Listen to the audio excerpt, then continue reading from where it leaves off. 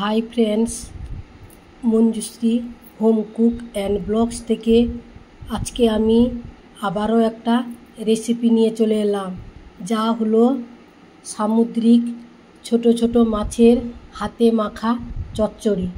তাহলে এই রেসিপিটা আমি কিভাবে তৈরি করলাম আপনারা একটা লাইক দিয়ে ফুল ওয়াচ করলে তাহলে বুঝতে পারবেন আমি এই রেসিপিটা কি মশলা দিয়ে এবং কিভাবে তৈরি করলাম। খুব টেস্টফুল সুস্বাদু একটা রেসিপি। হাতে কম সময় থাকলে আপনারা এইভাবে খুব সহজে এই রেসিপিটি তৈরি করতে পারেন, কিন্তু খেতে খুবই চমৎকার এবং খুবই ভালো লাগে। গরম ভাতে জাস্ট জমে যাবে, খুব ভালো একটা রেসিপি।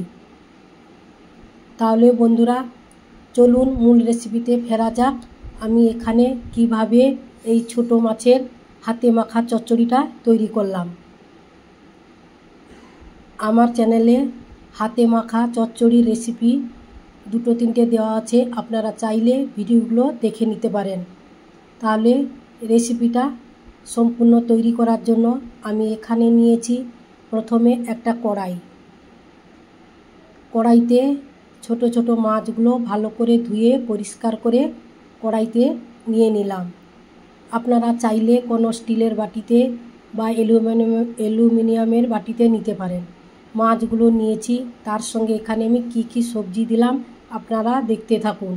আমি 2টো পটলকে সরু সরু করে নিয়েছি, তার সঙ্গে একটা বেগুন সরু সরু করে কেটে নিয়েছি, সঙ্গে নিয়েছি একটা বড় সাইজের পেঁয়াজটাকে ছোট ছোট করে কুচি করে নিয়েছি। তার সঙ্গে নিলাম একটা মাঝারি সাইজের টমেটোকে ছোট ছোট করে কেটে নিয়েছি। এবার কি মশলা দিলাম, এখানে দিলাম 1/2 চামচ হলুদ গুঁড়ো,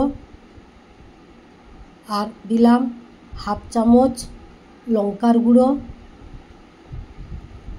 আপনারা চাইলে লঙ্কা আরও বেশি দিতে পারেন, যেরকমভাবে ঝালটা খাবেন সেইভাবে দিতে পারেন। এখানে দিলাম 1 চামচ জিরে গুঁড়ো, আর দিলাম 1 চামচ ধনে গুঁড়ো।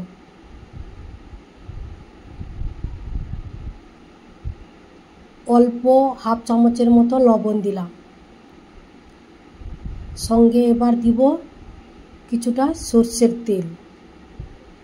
এই রেসিপিটা আপনারা সর্ষের তেল দিয়ে তৈরি করবেন। এখানে রিফাইন তেল বা সাদা তেল দিবেন না। এখানে হাতে মাখা যে মাছের চচ্চড়িটা আমি তৈরি করেছি, আপনারা সর্ষের তেল দিয়ে ভালো করে হাতে মাখাবেন। আর এখানে মশলা হিসেবে দিয়েছি আমি সাদা রাই বাটা, বলতে সাদা সর্ষে বাটা, এখানে 2 চামচ নিয়েছি।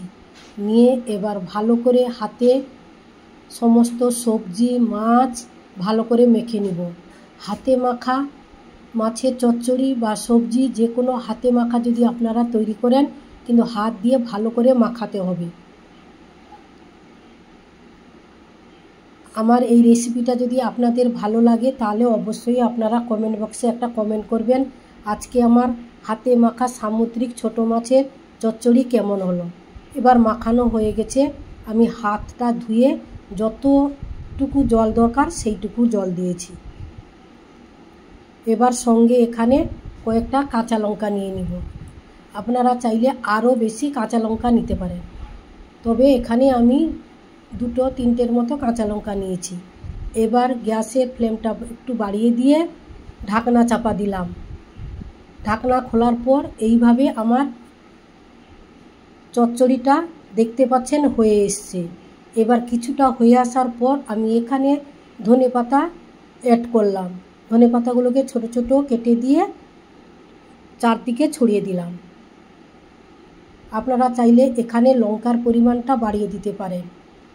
এই সব রেসিপিতে যত ঝাল দিবেন তত টেস্টফুল হবে। তাহলে বন্ধুরা এই রেসিপিটা কেমন হলো আপনারা অবশ্যই কমেন্ট করবেন। আর যদি ভালো লাগে তাহলে লাইক, কমেন্ট, শেয়ার, সাবস্ক্রাইব করতে ভুলবেন না। বেশি বেশি করে আপনাদের বন্ধুবান্ধবের মধ্যে শেয়ার করে দিবেন। অবশ্যই আপনারা একবার হলেও এইভাবে রেসিপিটা তৈরি করবেন, জাস্ট গরম ভাতে জমে যাবে। অনেকে ছোটো মাছ খেতে ভালোবাসে না, কিন্তু এইভাবে যদি আপনারা রেসিপি তৈরি করেন তাহলে ছোট থেকে বড়রা সবাই খেতে চাইবে। আর যেসব বন্ধুরা এখনও চ্যানেলটিকে সাবস্ক্রাইব করেননি, আপনারা অবশ্যই চ্যানেলটিকে সাবস্ক্রাইব করে পাশে থাকা বেল আইকনটি প্রেস করে দেবেন।